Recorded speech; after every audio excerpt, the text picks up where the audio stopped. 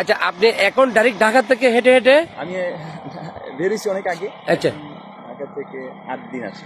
8 দিনে এখন বর্তমানে আপনি আমাদের দাঁতপাড়ায় আছেন। আসসালামু আলাইকুম। কোন জায়গা থেকে আসতেছেন?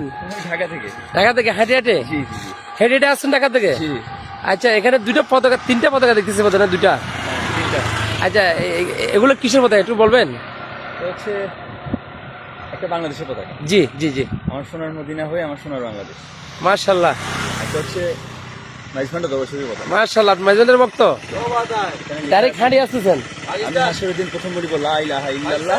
হ্যাঁ কালামে ফাতিমুল আউলিয়া বিশ্বলিয়া ইসলাম মাহমুদুল্লাহ সাল্লাল্লাহু আলাইহি ওয়াসাল্লাম। হ্যাঁ। আর এটা হচ্ছে আমার দাদা হুজুর কেবলা আলম হযরত মাওলানা শাহ সুফি সৈয়দ মোহাম্মদ শাহজাহান চৌধুরী মেজবান্ডার। উনি জিয়ারত বাবাজানের আপনার ভাগিনা। ভাগিনা? ওসেপাকের নাতি। এই যে এখানে নানার বাড়ি, আমাদের বাড়ির পাশে।